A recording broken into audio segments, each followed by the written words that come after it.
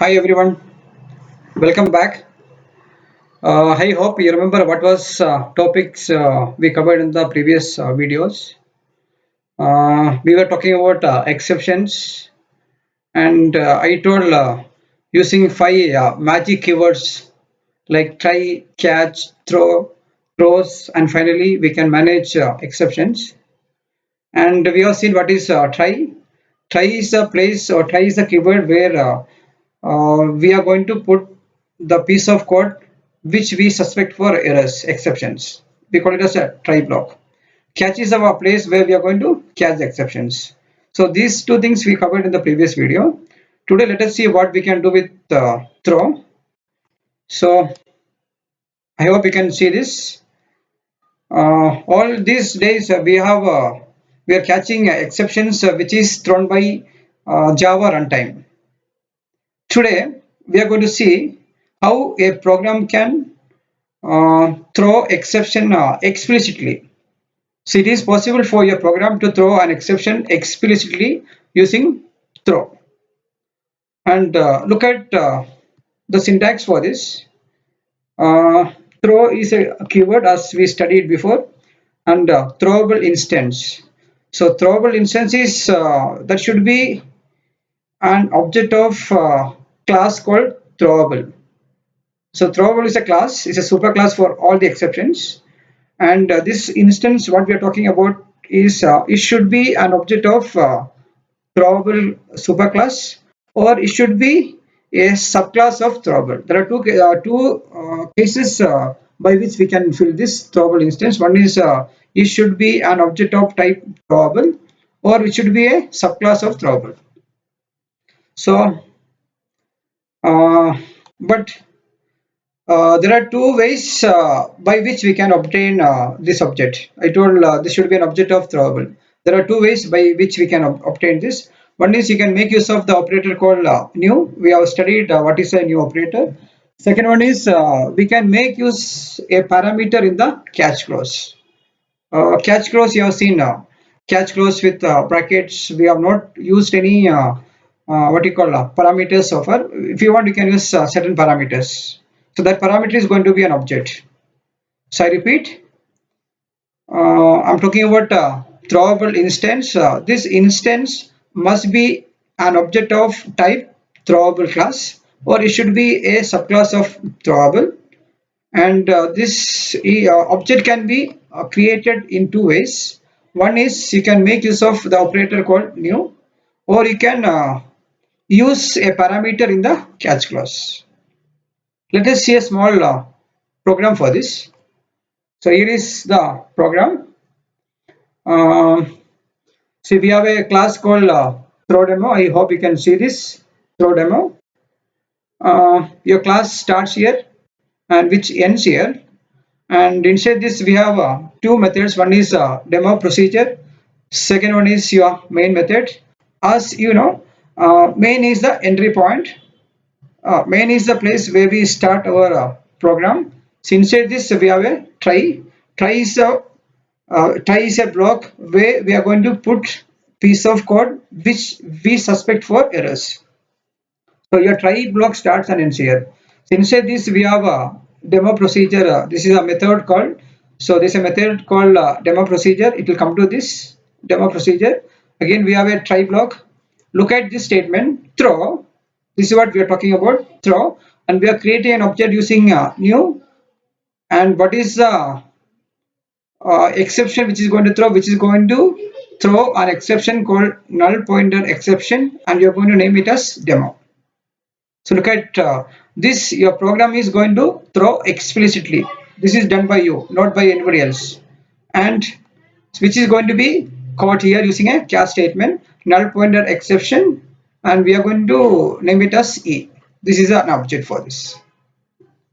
So after this we are going to print the statement caught inside the demo procedure. After this, see the next statement. We are going to throw this again using the object called e. So we throw an object. I mean, throw an exception, not the object. We catch using catch clause. Again, we are going to throw it. So E is the object now. Rethrow on the exceptions, and where this will be caught? This will be caught inside your main program. Catch null pointer exception, which is E. E is the object, and you are going to print system.out.println recode E. So E is going to be your complete recode. E is nothing but java.lang.null pointer exception demo. Demo is the name we are given here. So we got this. So please understand what is the use of throw. Throw is used to throw an exception explicitly by your program. Your runtime system is not going to do this. Your Java compiler is not going to do this. This is done by your program. So I hope you understood this. So this is output which is going to give the previous program. So catch inside demo procedure and recode java.lang.null pointer exception. Now let us see what is throws. Uh, Normally, if you visit any houses, if you go to your relatives or your friends' house, you can see that a wonderful board says beware of dog or be aware of dog. So what does it mean? Dog is inside. So if you want to get into the house, you have to take certain precautions. Same way, there are certain methods in Java which may create an exception, but the exception which has created will not be managed or called by the same method. Which is, if you call the method which is going to throw an exception, but your method is not responsible to catch that. So you have to. So what you're going to do is, wherever they say a method which is going to throw an exception, you're going to put this word throws, like you be aware of dogs. So let us see how we can do it. So normally we use this is a method method name. After this you have to give throws exception list. So what kind of exception your method is going to throw, you can list it out there. So what happened is which is let us see an example what happens with this.